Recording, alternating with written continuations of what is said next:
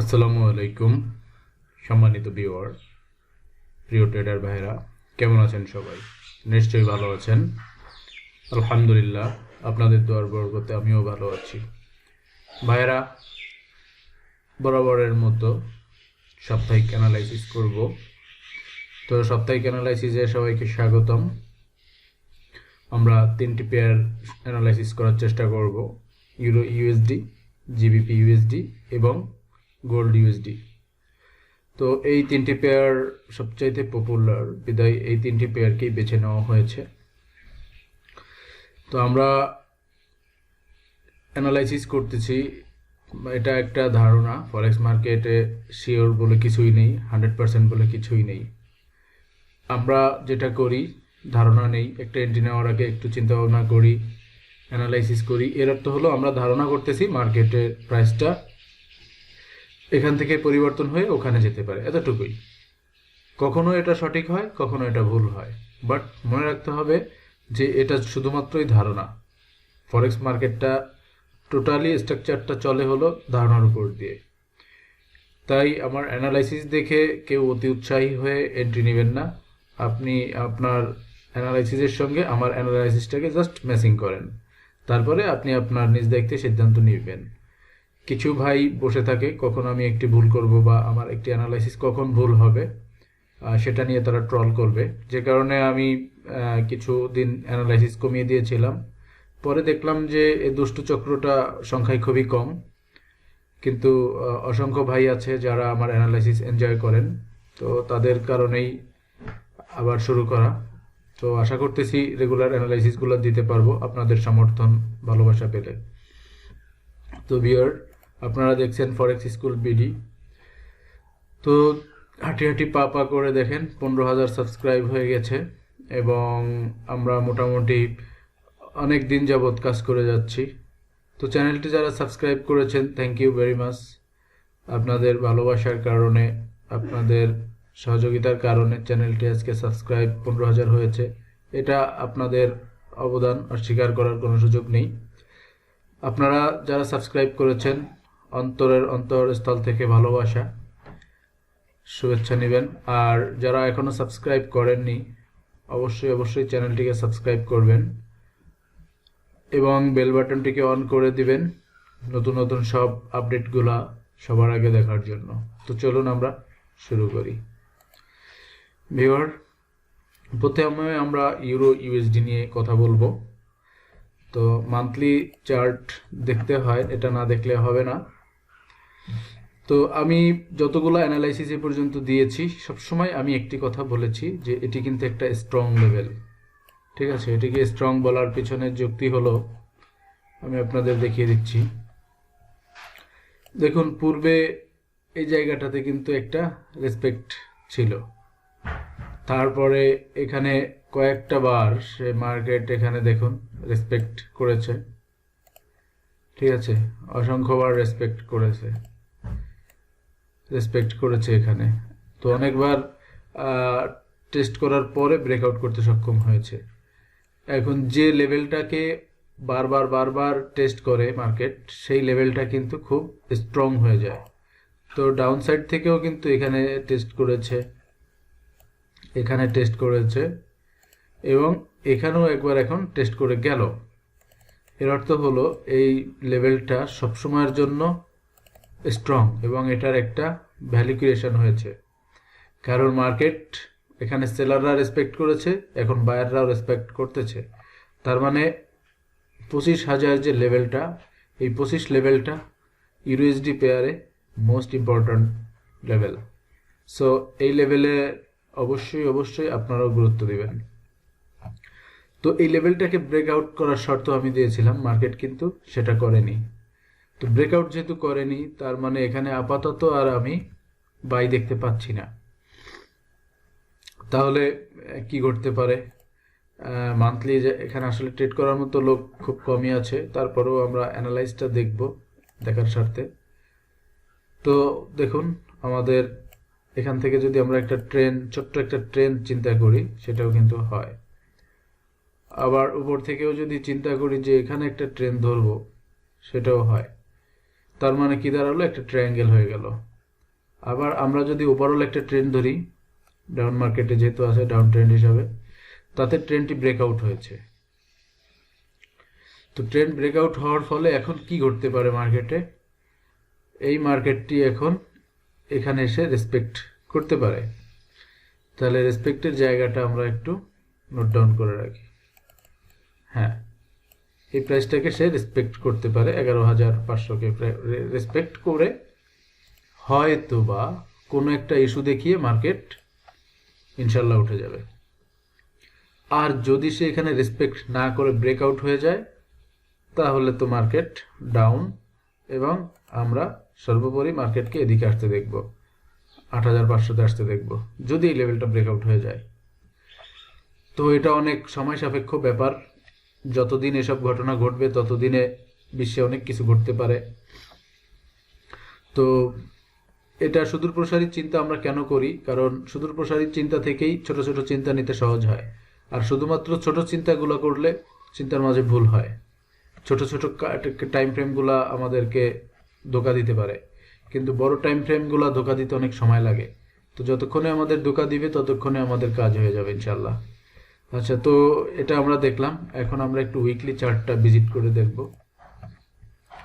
আচ্ছা, উইকলি চার্টে যদি আমরা ভিজিট করি, মার্কেট কিন্তু ওভারঅল ডাউন ট্রেন্ডে আছে, ওভারঅল, ঠিক আছে। এবং ওভারঅল ডাউন ট্রেন্ডে থাকলেও এখানে একদম পারফেক্টলি একটা ব্রেকআউট যেটা প্রয়োজন সেটা সে করেছে। ব্রেকআউট করার পরে এখন তাকে ফিরে আসতে হবে, এই লেভেলটা টেস্ট করতে হবে। কারণ আমরা জানি ব্রেকআউটের নিয়ম এটা। তো সে যদি এটা টেস্ট করতে পারে, দেন মার্কেট এখান থেকে ভালো মুভ করবে, এটা প্রত্যাশিত। এবং এখানে দেখেন 11,500-তে কিন্তু সুন্দর একটি লেভেলও হতে পারে। তো আমরা আরেকটু গভীর অ্যানালাইসিস এখানে করতে পারি, সুযোগ আছে, তাই করি। আমরা কি এখানে কোনো ট্রায়াঙ্গেল দেখতে পাচ্ছি কিনা আমরা একটু সে চিন্তা করি।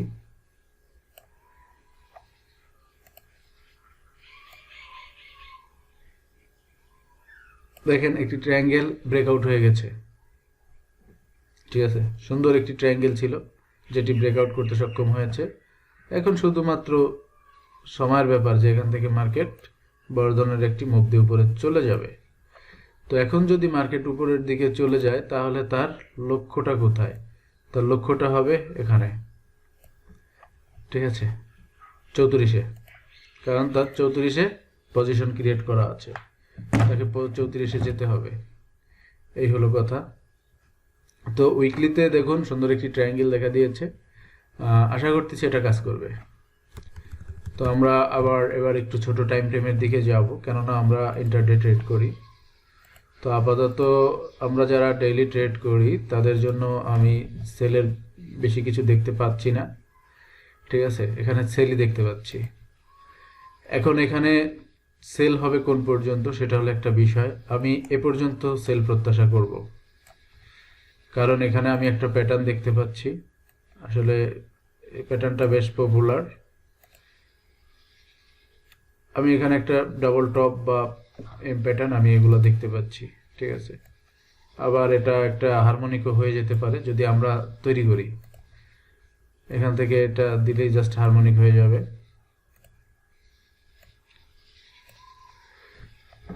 এটা হতে পারে। এখন শুধু দেখার অপেক্ষা যে এই লেভেলটাকে সে ব্রেকআউট করতে পারে কিনা।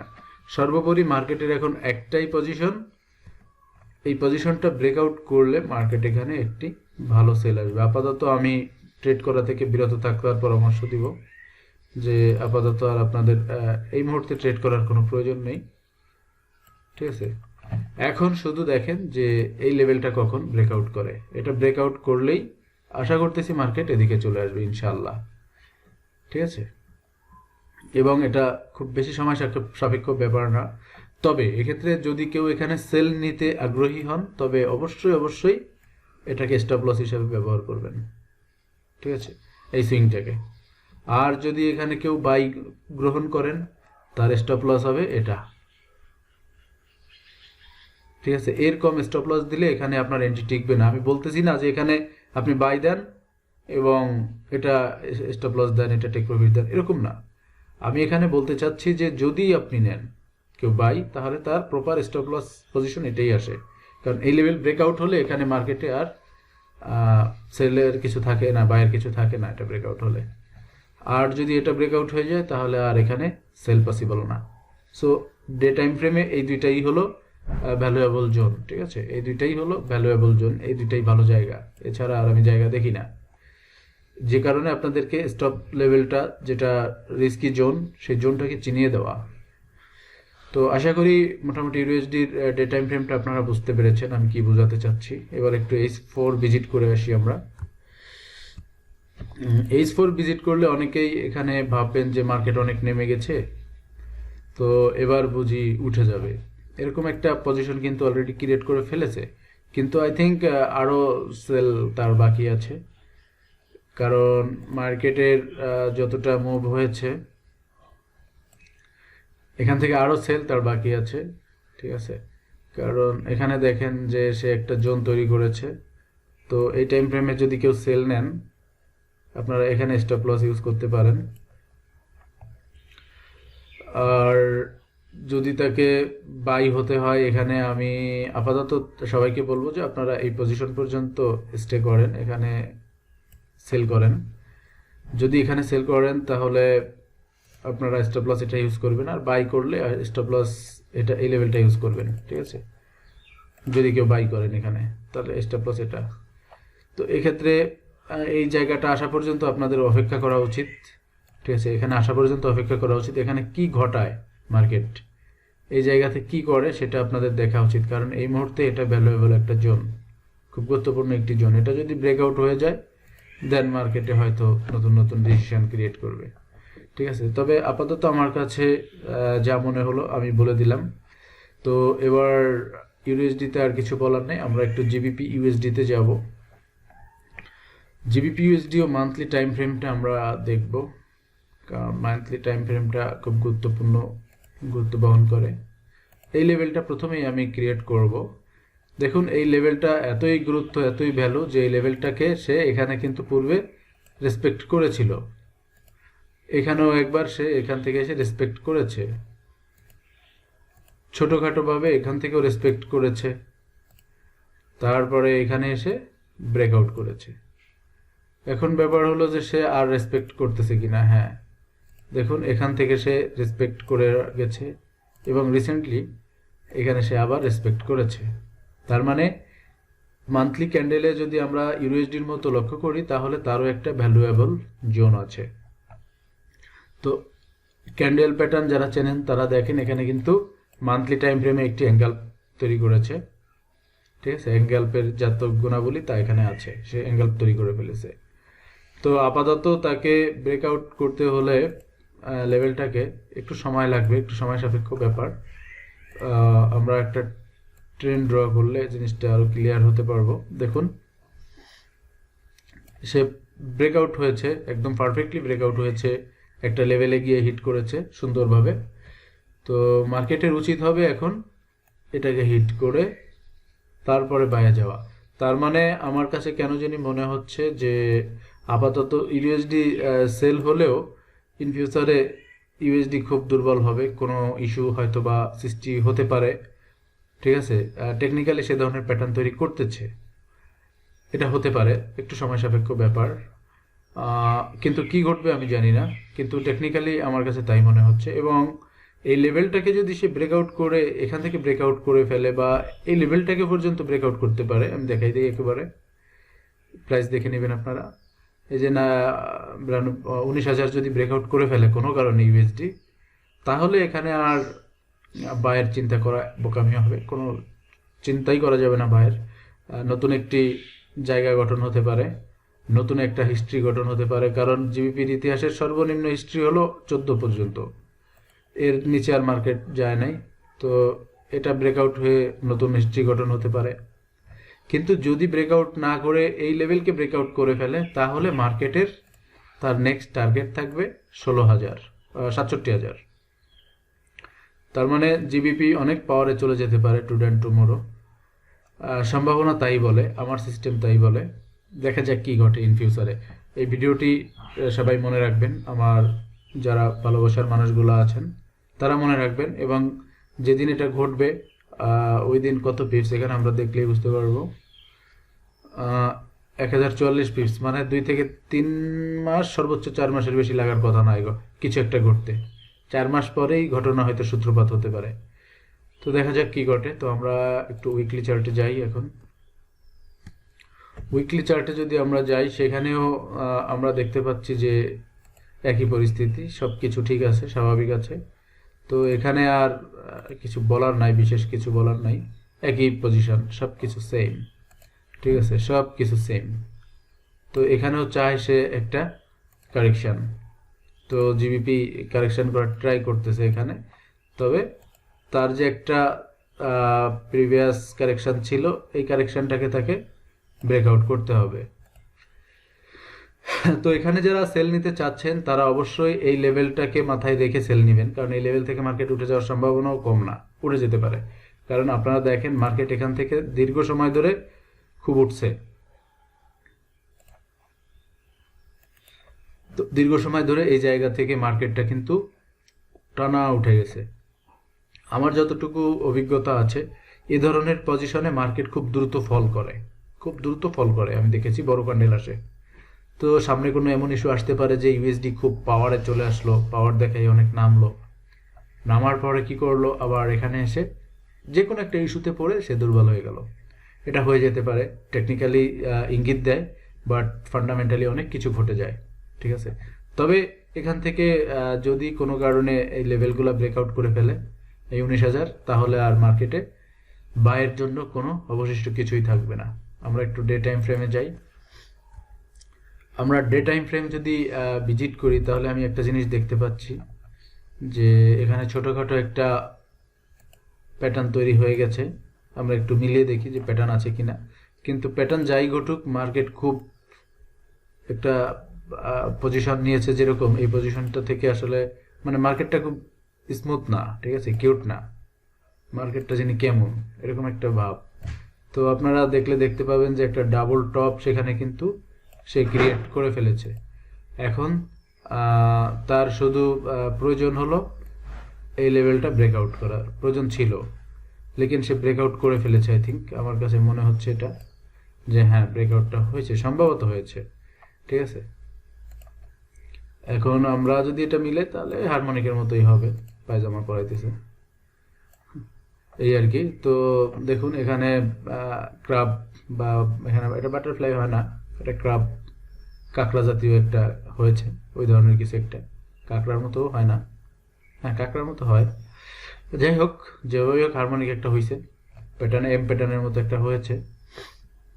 তো মার্কেট এখান থেকে সেলের সম্ভাবনা অনেক বেশি, এবং এ পর্যন্ত আমি সেল দেখতে পাচ্ছি টানা, এবং এখান থেকে বড় ক্যান্ডেলেই ঘটনা ঘটতে পারে, ঠিক আছে, খুব দ্রুত ঘটে যেতে পারে, অথবা আস্তে আস্তে হতে পারে, অথবা মার্কেট এখান থেকে আবার উঠে চলেও যেতে পারে। তো যদি মার্কেট এখান থেকে উঠে চলে যায়, তাহলে আপনারা এই লেভেলটাকে স্টপ লস হিসেবে ইউজ করবেন। প্রাইসটা কত আমি দেখাই দিই, 36,300 বা 400-তে আপনারা স্টপ লস ইউজ করবেন যদি কেউ বাই পজিশন নেন। আর সেল পজিশনে যদি কেউ যান, অবশ্যই অবশ্যই এটাকে আপনারা স্টপ লস হিসেবে ইউজ করবেন, ঠিক আছে। 42 মাঝখানে কিন্তু অনেক পিপস, অনেক, যে কারণে আমি আপাতত এখানে ডে টাইম ফ্রেমে কোনো ডিসিশন নিতে বলবো না, এটা নিষেধ করব। আপনারা এই লেভেলটা ব্রেকআউট করে কিনা দেখেন। ওটা ব্রেকআউট হয়েছে যদিও, তো আরেকটু ওয়েট করা উচিত আপনাদের, তারপর সিদ্ধান্ত নেওয়া উচিত ভালো সেল সেট আপ আসার জন্য। তো আমরা একটু এবার H4টা দেখব। H4-এ যদি আমরা যাই, আমরা কি দেখতে পাই যে এখানে মার্কেট সুন্দরভাবে একটা বাই সেট আপ তৈরি করেছে, বাই প্যাটার্ন তৈরি করেছে, কিন্তু ওভারঅল ট্রেন্ড কিন্তু সে ডাউনেই রক্ষা করতেছে, ঠিক আছে, ওভারঅল ট্রেন্ড ডাউনে। মানে যতই বাই সেট আপ দিক মার্কেট, খুব বেশি যে আহামরি উপরে যেতে সক্ষম হবে আমার কাছে তা মনে হয় না। তাকে প্রথমে এই লেভেলটাকে ক্রস করতে হবে, এটাকে ব্রেকআউট দিয়ে এটাকে ব্রেকআউট দিতে হবে। তার আসলে অনেক যন্ত্রণা জিবিপির, এখান থেকে আসলে সে কিভাবে উপরে যাবে। তো এই 3টা লেভেলকে ব্রেকআউট না করা পর্যন্ত সে এখান থেকে যেতে পারবে না। এই 3টা লেভেল ব্রেকআউট হওয়ার পরে মার্কেটে ভালো একটা বাই মুভমেন্ট আশা করা যেতে পারে, কিন্তু কেন জানি মনে হচ্ছে হয়তো কিছুক্ষণ পরেই মার্কেট পড়ে যাবে, আমার কাছে তাই মনে হচ্ছে। হয়ে যেতে পারে এরকম, মার্কেট আরও ডাউনে চলে যেতে পারে, ঠিক আছে, এটা ঘটে যেতে পারে। তো এই হলো জিবিপি ইউএসডির আলোচনা। আর যা বোঝানোর বুঝিয়েছি ডে টাইম ফ্রেমে, মান্থলিতে, উইকলিতে। এই পরে আর খুব বেশি বোঝানোর কিছু নাই। তো আমরা গোল্ডে যাই। গোল্ড অ্যানালাইসিসটা কেন জানি সবার কাছে ভালো লাগে, এটা কেন জানি পছন্দের। তো আমরা একটু মান্থলি দেখব। আমি বরাবরই বলেছি যে এটা হলো একটা ইতিহাস। এই জায়গাটা ইতিহাসের সর্বোচ্চ মূল্যে গোল্ড অবস্থান করতেছিল এখানে। আর এটা ছিল তার পূর্বের বহু বছরের ইতিহাস, এবং গোল্ড তার বহু বছরের ইতিহাস কিন্তু ব্রেক করে দিয়েছে, ঠিক আছে। এরকম প্রাইজে ফরেক্সের ইতিহাসে আর যায় নাই। মার্কেট শুধু দেখেন এখান থেকে শুরু হয়েছে, 20-300 ডলার থেকে বা 200-250 ডলার থেকে শুরু হয়ে সে শুধু উপরেই গেছে, আর গোল্ড ফিরে তাকায় নাই। কারণ গোল্ড হলো একটা ট্রেন্ডি কারেন্সি, সে এখনও আপ ট্রেন্ডে আছে, এবং এটা এমন একটি কারেন্সি যে কখনো দুর্বল হয় না, এবং তার ইতিহাসে দুর্বলতা খুবই কম। কোনো কারণে যদি সোনা নিয়ে ঝগড়াঝাটি হয়, মারামারি হয়, তখন হয়তো স্বর্ণ দুর্বল হতে পারে, বিশ্বে অশান্তি হয় গোল্ডকে কেন্দ্র করে, তখন গোল্ড পড়ে যেতে পারে, এবং সেটা যে কোনো সময় হতে পারে। গোল্ডের কারণে বিশ্বে একটা অশান্তি দেখা দিতে পারে। কিন্তু আপাতত দৃষ্টিতে যা হচ্ছে তাতে ওভারঅল গোল্ড সবসময়ের জন্য বায়ের চিন্তা করতেই আমি পছন্দ করব। তো মার্কেটটাকে যদি আমরা এখান থেকে একটু বিবেচনা করি, এবং এটা দেখেন একটা কারেকশানও আছে মার্কেট, এখান থেকে মোটামুটি ভালো একটি কারেকশান তার আছে। তো এই যে একটা সাইডওয়ে জোন, এই জোনটাকে এখানে ব্রেকআউট করেছিল। তো গোল্ডের প্রয়োজন ছিল একটা কারেকশান এখান থেকে, মান্থলি ক্যান্ডেল, সে কারেকশানটা সে করতে সক্ষম হয়েছে, ঠিক আছে, এটা সক্ষম হয়েছে। তো এখন মার্কেট শুধু উপরে ওঠার পালা। তো উঠে যদি এই যে সাবেক হিস্ট্রিটাকে কোনো কারণে আবার ব্রেক করতে পারে, তাহলেই মার্কেটের সিন চেঞ্জ হয়ে যাবে, এবং নতুন সিন ক্রিয়েট হবে, এবং নতুন একটা হিস্ট্রি ক্রিয়েট হওয়ার সম্ভাবনা আমি দেখতে পাচ্ছি। তো এই হলো অবস্থা। আমি আপনাদেরকে আরেকটু ভালো ক্লিয়ার বোঝাতে চাচ্ছি। তো ভিউয়ার, একটু ছোট্ট কথা ছিল, সেটা হলো আপনারা অ্যানালাইসিস উপভোগ করতেছেন ফরেক্স স্কুল বিডির পক্ষ থেকে।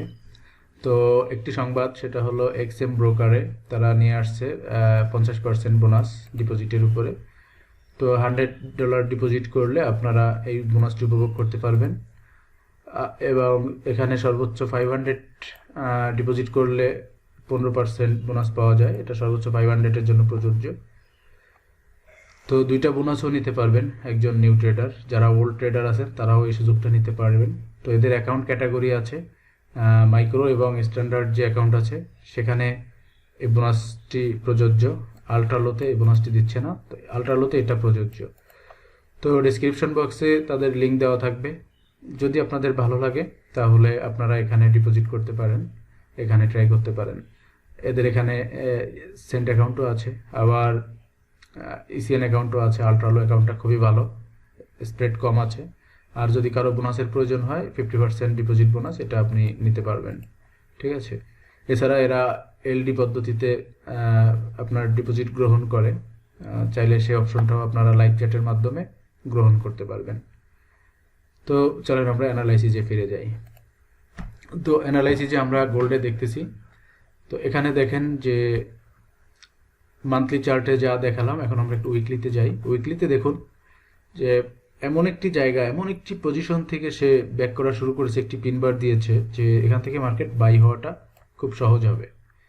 এবং ক্যান্ডেলটার আকার আকৃতি যাই দেখেন না কেন, মার্কেটটি লং একটা সেলে ছিল। সেলে আসার পরে এখানে কিন্তু সেলাররা বের হয়ে গেছে, কারণ সেলাররা চিন্তা করতেছে যে এখানে গোল্ডে লং টাইম সেল ধরে রাখাটা বোকামি। আসলেই বোকামি। গোল্ডে যারা সেল করে লং টাইম সেল ধরে রাখাটা বোকামি, একদম বোকামি। লং টাইম বাই ক্যারি করা যায়, বাট সেল ক্যারি করাটা ঠিক না। তো এখান থেকে তারা বের হয়ে যায়, একটা পিনবার দেওয়া মানে কি, এখন মার্কেট ইনডিসিশনে আছে, এখানে ট্রেডারের একটা সংকট তৈরি হয়েছে। বাট ওভারঅল বায়ারের একটা প্রেশার কিন্তু এখানে আছে পূর্ব থেকে, কারণ অনেক ট্রেডার এখানে লং টাইম বাই নিয়ে বসে আছে, ইনভেস্ট করে বসে আছে। তো তাদের দাপটে হয়তো মার্কেটটি এখন ঊর্ধ্বমুখী হয়ে যেতেও পারে, সম্ভব এটা। তো এই লেভেলটা ব্রেকআউট করতে হবে জাস্ট, আর কিচ্ছু না। শুধুমাত্র তার এই লেভেলটা হলো 1920, ঠিক আছে, 1920 প্রাইসটা ব্রেকআউট করলেই দেখবেন যে গোল্ডের চেহারা অন্যরকম হয়ে যাচ্ছে, হয়তো আমরা অন্য কিছু দেখতে পাবো। তো উইকলি টাইম ফ্রেম দেখলাম, এবার ডেইলি টাইম ফ্রেমে দেখেন যে এখানে বাই হবে না, বাই পজিশন না, এই কথাটি বলার সুযোগ খুবই কম। আমি এই লেভেলটাকে বারবার মেনশন করেছিলাম আমাদের ফরেক্স স্কুল বিডি গ্রুপের লিঙ্কটি ডিসক্রিপশনে দেওয়া থাকবে, আপনারা জয়েন করতে পারেন, যে এটা একটা স্ট্রং লেভেল, এটা একটা স্ট্রং লেভেল, দেখেন, ঠিক আছে, এটা একটা স্ট্রং লেভেল। তো এই লেভেলটা থেকে মার্কেট আর নামতে পারে নাই, সামান্য একটু ধাক্কা দিয়ে সে কিন্তু তার রাস্তা আবার ধরেছে। তো এখানে লং টাইম বাই আমি দেখতে পাচ্ছি, ঠিক আছে, লং টাইম বাই দেখতে পাচ্ছি। তো যাদের ভালো লাগে বাই নিতে পারেন, যাদের ভালো লাগে সেল নিতে পারেন, ডিসিশন আপনার। আমার কাছে যা মনে হলো তা আমি তুলে ধরলাম। আমরা একটু এইচ ফোরে যদি যাই, এইচ ফোরেও দেখেন সুন্দর একটি পজিশন তৈরি করেছে। তো এটা অনেকে ভাববে যে এটা কারেকশন আবার পড়বে, এটা হতে পারে, তবে একটা শর্ত এখানে আছে বাই হওয়ার জন্য।